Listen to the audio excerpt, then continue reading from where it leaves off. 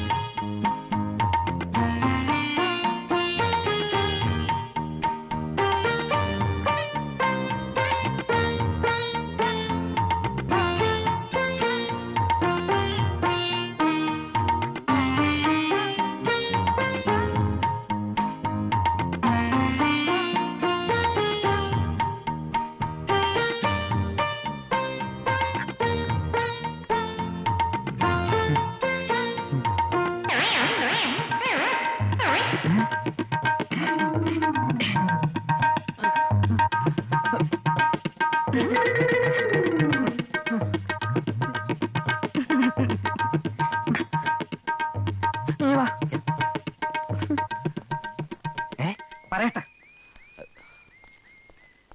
അപ്പൊ നീ എന്നെ പറ്റിക്കാരനല്ലേ? എന്ത്? എന്റെ ആനയുടെ കാര്യം പറഞ്ഞിട്ടുണ്ടെന്ന് പറഞ്ഞിട്ട്? അയ്യോ, സത്യമായിട്ട് ഞാൻ പറഞ്ഞോ. ആ കളവെ കെട്ടുന്ന കാര്യോ? പിന്നെ അന്നേ മാത്തൻ ചേട്ടൻ ഒരു കാര്യം പറഞ്ഞിട്ടുണ്ടായിരുന്നു. എന്ത്? ആനയുടെ പഠിപ്പൊക്കെ കഴിഞ്ഞിട്ട് കല്യാണത്തെ കുറിച്ച് ചിന്തിച്ചാൽ മതി. ഓഹോ, അപ്പൊ എനിക്കെല്ലാം മനസ്സിലായി. നീ ഒഴിഞ്ഞു മാറി അല്ലേ? എടാ, 20-ാം നൂറ്റാണ്ടിലെ യുവദാസിന്റെ പതിപ്പാ നീ. എടാ, ഞാൻ പറയുന്നൊന്ന് കേക്ക്. ഒന്നും പറയണ്ട. തൊമ്മിച്ചനെ തപ്പിക്കൊണ്ടുവന്ന് ഞാനാ. എന്റെ കാര്യം നടന്നില്ലെങ്കിൽ ഞാൻ തൊമ്മിച്ചനെ പിൻവലിക്കും. ഓടാ. കറിയച്ചേട്ടാ,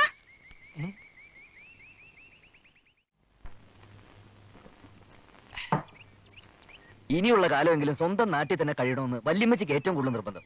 അവരുടെ സെന്റിമെന്റ്സ് ഒന്നും അല്ല പ്രശ്നം. സ്വന്തം വീടും പറമ്പും വല്ലവനും വിട്ടുകൊടുക്കേണ്ട ആവശ്യമുണ്ടാ? അല്ല, ആ നാടിന്റെ സെറ്റപ്പ് തന്നെ ഒന്ന് വേറെ. പോലീസിനേക്കാൾ അവിടെ ഹോൾഡ് പണിക്കർക്ക.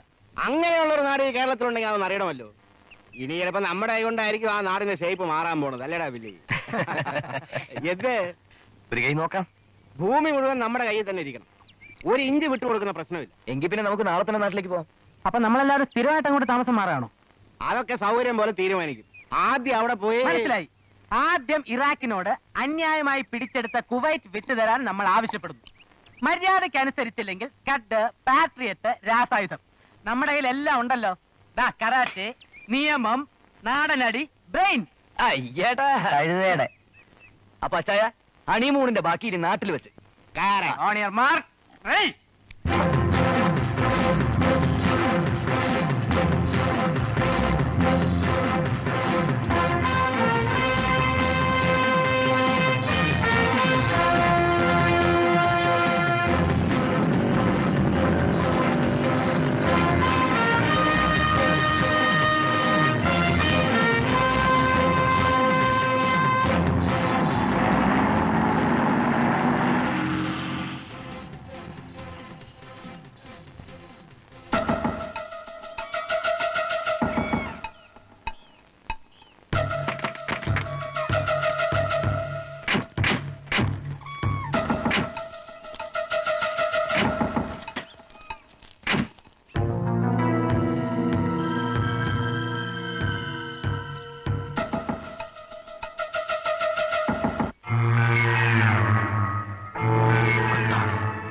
തുമ്പിച്ചായോ എല്ലാത്തിനും വഴി ഉണ്ടാക്കാം വാ.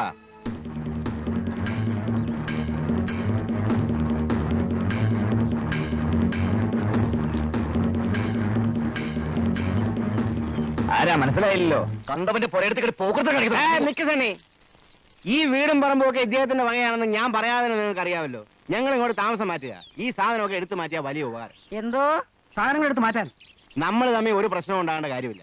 നിങ്ങൾ തൊഴിലാളികളാ. തൊഴിലാളി യൂണിയന് വേണ്ടി എത്രയോ കേസുകൾക്ക് അപ്പിയർ ചെയ്തിട്ടുള്ള ഒരു അഡ്വക്കേറ്റാണ് ഞാൻ. താൻ തന്റെ പണി നോക്കിയാൽ മതി. ഇവന്മാരുടെ വേറെ ഒരു കാര്യമില്ല തുമ്മിച്ച. അറിയാ ഇല്ലേ?